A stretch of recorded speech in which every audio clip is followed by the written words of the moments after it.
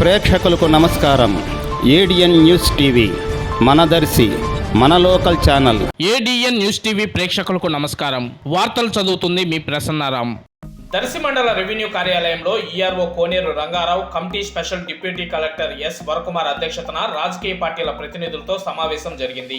ఈ సమావేశంలో ఎన్నికల ఓటర్ల లిస్టులో ఉన్న పలు సమస్యలపై చర్చ జరిగింది. ఎన్నికల కోడ్ ఇంకా అమలు కాలేదని, ఎన్నికల కమిషనర్ ఎన్నికల డేట్ ప్రకటించలేదని, సోషల్ మీడియాలో ఎన్నికల నోటిఫికేషన్ వచ్చినట్లు అసత్య ప్రచారాలు ప్రజలు నమ్మవద్దని వరకుమార్ తెలిపారు. దర్శి అసెంబ్లీ నియోజకవర్గంలో మొత్తం 2,23,685 మంది ఓటర్లు నమోదయ్యారని, 282 పోలింగ్ బూతులు ఏర్పాటు చేశారని, పోలింగ్ బూతుల్లో గుర్తింపు నెంబర్లు వేసి ఉంచమని బిఎల్ఓలకు తెలియపరిచారు.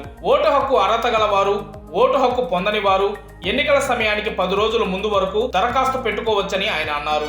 అనర్హులుగా ఉన్న ఓటర్లను 15 రోజుల ముందుగా నోటీసులు పంపించి సమాధానం రాని పక్షంలో బిఎల్ఓలు విచారించి గ్రామీణ ప్రాంతాల్లో లేని వారి ఓటర్లను తొలగించవచ్చన్నారు. డబుల్ ఎంట్రీ ఓటర్లు, మృతి చెందిన ఓటర్లు ఉన్నట్లయితే బిఎల్ఓల దృష్టికి తీసుకువచ్చి వాటిపై విచారణ జరిపి తొలగింపు చేయవచ్చని తెలిపారు. ఓటు హక్కు కలిగిన వాళ్ళు ఎవరైనా మండలాలు గాని జిల్లాల వారీగా గాని బదిలీ వెళ్ళినప్పుడు ఓటుని ఒక ప్రాంతం నుండి మరొక ప్రాంతానికి బదిలీ చేసుకోవచ్చని ఆయన తెలిపారు. ఈ కార్యక్రమంలో ఎన్నికల డిప్యూటీ తహసీల్దార్ టి దేవప్రసాద్, మొల్లమూరు డిప్యూటీ తహసీల్దార్ జి పుల్లారెడ్డి, దర్శి ఎస్ఐ శివనారాయణ, దర్శి నియోజకవర్గ సిపిఐ పార్టీ ప్రతినిధి జూపల్లి కోటేశ్వరరావు, వైఎస్ఆర్సీపీ పార్టీ ప్రతినిధి అన్నమునేని వెంకట్రవి, జనసేన పార్టీ ప్రతినిధి పి పాపారావు, బీజేపీ పార్టీ ప్రతినిధి ఎం శ్రీనివాసరావు, టీడీపీ పార్టీ ప్రతినిధి చిట్టి వెంకటేశ్వర్లు తదితరులు పాల్గొన్నారు.